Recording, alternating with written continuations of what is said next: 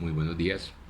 Para analizar problemas de la actualidad y entender el impacto individual y colectivo, en este caso del taller 5, lo que hicimos fue tomar dentro de las actividades propuestas un fragmento de un libro que se llama Venganza o Perdón, un camino hacia la reconciliación.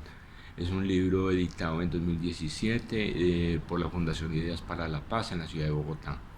El libro usted lo encuentra en internet y es un libro de libre acceso para quien desea profundizar en aquellas ideas iniciales que propusimos como excusa para analizar problemas de la cotidianos.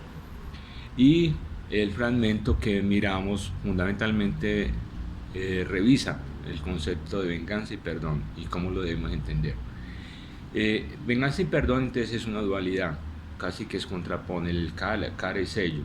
Por un lado, la idea del perdón se puede entender de dos maneras, como un sentimiento, pero los sentimientos son muy elásticos, digámoslo de esa manera. Ya como recuerden que se les ha dicho que es bien importante uno interactuar con el autor, no solamente remitirse o quedarse en replicar lo que el texto dice, sino en hacerle preguntas, en ir más allá de lo que el texto está proponiendo. Y eso es lo que acabé de hacer. O se entiende como un proceso. Un proceso nos ofrece una perspectiva a largo plazo, una perspectiva nueva tanto para quien perdona como para quien recibe el perdón. ¿Listo? Entonces, esa es la primera idea gruesa que se encuentra en el documento. La segunda idea habla acerca de la venganza. La venganza es producto de la rabia, de sentir que aquellas cosas que uno cree que no deberían haber pasado y ocurrieron. Y entonces uno siente cierto resentimiento frente a algo que se considera injusto, que no va para todos, pero que no fue directamente afectado. Listo. La segunda idea gruesa que aparece en el texto tiene que ver con que el perdón es una decisión personal. Y bien es cierto, eso es cierto. Yo decido si perdono o no perdono. Pero gano más perdonando. Ahí sí es un agregado mío. Gano más perdonando que no perdonando. Porque es algo que emocionalmente me sigue afectando y me sigue interviniendo en mis procesos mentales y hace que uno se ancle a un pasado. Que puede ser doloroso, claro que sí, que puede ser haber sido algo que fue injusto, claro que sí, pero es una decisión y es una decisión que uno decide en qué momento la toma. Y la venganza, entre tanto, también es una pulsión emocional individual. O sea, venganza y perdón son cosas individuales. Por eso es que el Estado está llamado a gestionar esos conflictos individuales, a crear como las condiciones adecuadas para que la gente perdone y para que la gente renuncie al deseo de venganza. En el video que sigue después del taller, que dice Sin perdón no hay futuro, Leonel Álvarez nos plantea unos elementos bien interesantes, y que aquí parcialmente son retomados en la lectura. Y él habla de construir una cultura de perdón y reconciliación, que deje de lado esa cultura de la revancha que nos ha caracterizado como colombianos durante tanto tiempo.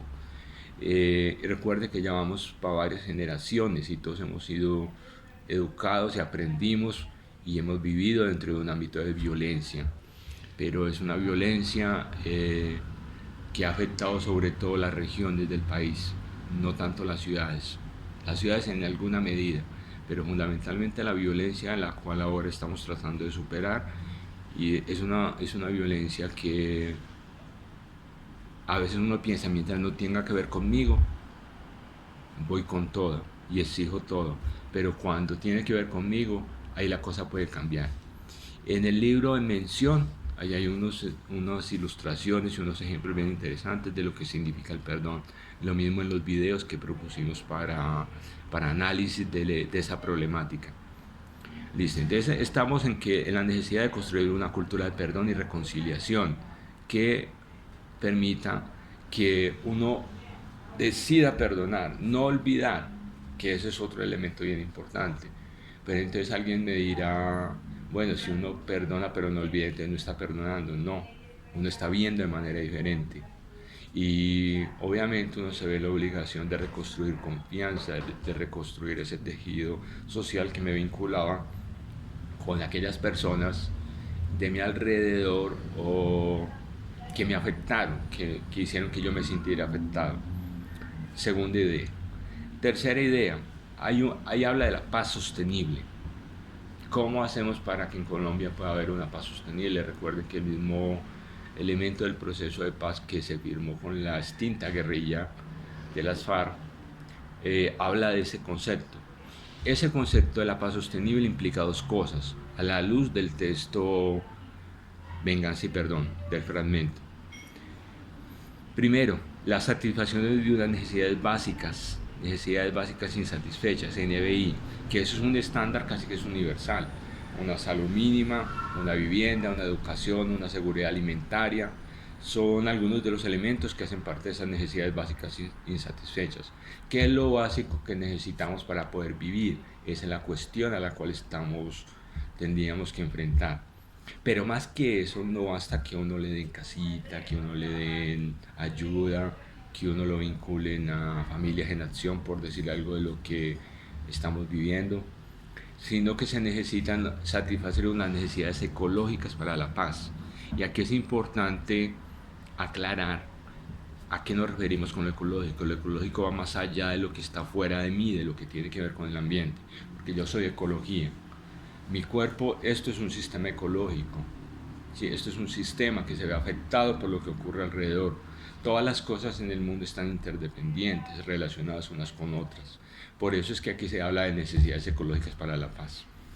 ¿Y cuáles serían, según lo que nos propone el texto, verdad?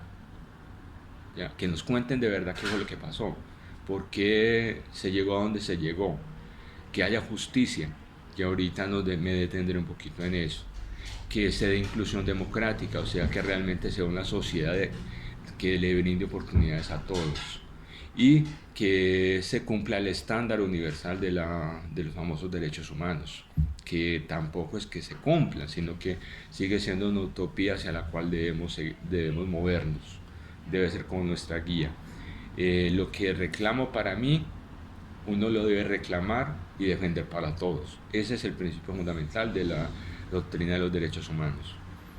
Y el cuarto elemento que está expreso en el texto que propusimos de lectura, habla del tema de la justicia y la justicia transicional. Lo cierto es para las condiciones en las cuales hemos vivido en Colombia, hablar de una justicia como retributiva, o sea, que sea proporcional al daño y que resarza lo que se hizo a la víctima, no funcionaría en Colombia. Entonces es por eso que se empezó a hablar de una justicia transicional. De viene la palabra transición. Mientras se logra la paz, hay que crear unas condiciones mínimas en las cuales unos y otros, víctimas y victimarios, encuentren las condiciones que les permitan recuperar una perspectiva de vida. En justicia transicional está el debate que algunos de ustedes de pronto pudieran haber escuchado en años anteriores. ¿Qué tanta justicia es necesaria para que haya paz? ¿O habrá necesidad de que haya menos justicia para que se pueda crecer la idea de la paz? Porque la justicia, y en esto hay que reconocerlo, es un elemento muy humano, ¿sí? Es una creación artificial que nosotros tenemos para podernos entender entre nosotros mismos y no nos matemos, y para que las normas mínimas que creamos en ese consenso social, en ese contrato social del que habla Juan Jacobo Rousseau, se pueda dar. Y entonces, ojo, tiene que ver ese equilibrio entre los derechos de las víctimas y las necesidades de quienes se vieron obligados por unas condiciones políticas, económicas, sociales, a ejercer violencia, puedan reintegrarse a la sociedad y puedan ser partícipes de esa construcción social de la nación que sigue estando pendiente en Colombia. Entonces, el Estado, ¿qué es lo que hace? ¿Qué es lo que debe hacer? Crear espacios propicios que permitan la memoria, que permitan el reconocimiento, que permitan encontrar ese equilibrio justo, entre lo justo, que siempre es muy difícil, que le permita a la gente sanar internamente para poder aprender a vivir y como sociedad. Eso es fundamentalmente una reflexión que me nace y surge con base en el texto que se propuso, Venganza y Perdón. Y es desde ahí, desde donde ustedes deben construir el diagrama, el organizador gráfico que se les está proponiendo en el taller. Bueno, sin más, muchas gracias. Espero que tengan un buen día.